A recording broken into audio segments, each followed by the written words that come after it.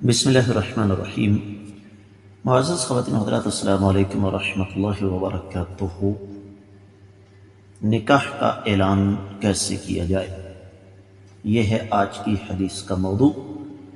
مشکاۃ المصابیح کتاب النکاح باب ہے نکاح کا خطبہ، نکاح کا اعلان اور نکاح کی شروط کے حوالے سے 3167ویں حدیث کتاب میں اور 15ویں ہے باب میں، 13ویں ہے باب میں۔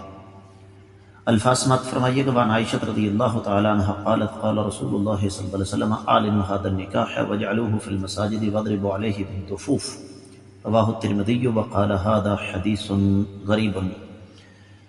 معزز خواتین حضرات، میں سب سے پہلے آپ کی خدمت میں یہ بات عرض کر دوں کہ یہ حدیث سند کے اعتبار سے صحیح نہیں ہے، اور اس حدیث پر بڑی سخت قسم کی جرح ہے، لیکن اس سے پہلے میں آپ کو اس کا تفصیلی حوالہ دے دینا چاہتا ہوں تاکہ کسی قسم کا کوئی ابہام جو ہے وہ باقی نہ رہے۔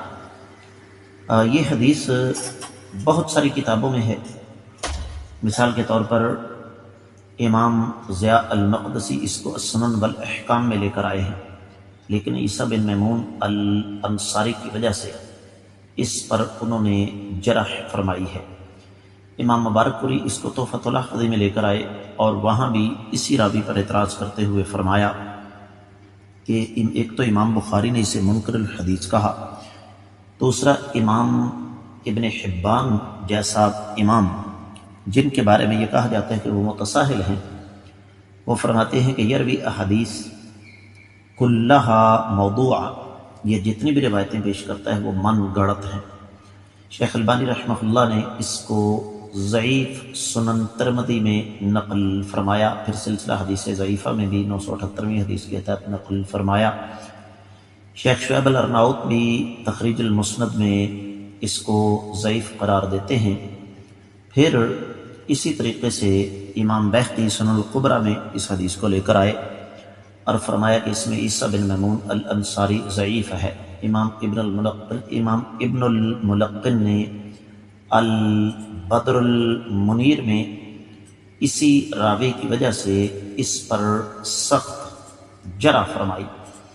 پھر اس طرح جب ہم آگے بڑھتے ہیں تو دیگر ائمہ محدثین اس حدیث کو سخت ضعیف قرار دیتے ہیں۔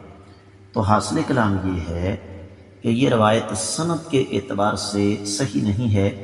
سنن ابن ماجہ میں 1895ویں، جبکہ سنن ترمذی میں کتاب النکاح اور 6 باب میں نکاح کے اعلان میں یہ حدیث نقل کی گئی ہے۔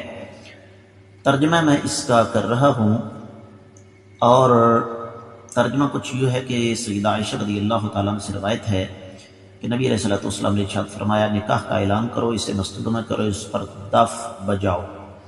معزز خواتین و حضرات، یہاں پر جو بات قابل غور ہے وہ یہ کہ بعض احادیث سند کے اعتبار سے صحیح نہیں ہوتی، لیکن ان کا متن درست ہوتا ہے۔ اب اہل علم کا یہ کہنا ہے کہ یہ روایت اگرچہ سند کے اعتبار سے مجروح ہے، لیکن اس کا مفہوم جو ہے وہ غلط نہیں۔ اس کی وجہ یہ ہے کہ پیچھے آپ حدیث سماعت فرما چکے ہیں کہ نکاح کا اعلان کیسے کیا جائے اور کیوں کیا جائے، اور پھر یہ بھی آپ سماعت فرما چکے ہیں کہ نکاح کو مسجد میں کیوں کر لے کر جانا چاہیے۔ اور جہاں تک دف بجانے کا تعلق ہے تو اس پر بھی بڑی تفصیل کے ساتھ ہم بات کر چکے ہیں، چند احادیث پیچھے یہ بات گزر چکی ہے۔ تو حاصل کلام یہ ہے کہ بلا شبہ یہ روایت سند کے اعتبار سے صحیح نہیں، لیکن اس کا مفہوم جو ہے وہ بالکل درست ہے۔ میں امید کرتا ہوں کہ آپ کو یہ حدیث اچھی طرح سمجھ آ گئی ہوگی۔ میں آپ لوگوں کی خدمت میں معمول کے مطابق یہ گزارش کروں گا کہ جہاں تک ہو سکے ان اسباق کو صدقہ جاریہ سمجھ کر ہر فورم پر نشر کریں۔ اگر ابھی تک آپ نے چینل کو سبسکرائب نہیں کیا تو ضرور کیجیے، ساتھ لگے گھنٹی کے بٹن کو دبائیے تاکہ تازہ ترین اسباقات کو بر وقت ملتے رہیں۔ کامنٹ سیکشن میں اپنے خیالات کا اظہار ضرور فرمائیے گا۔ آج کے سبق سے اجازت چاہوں گا۔ السلام علیکم ورحمۃ اللہ وبرکاتہ۔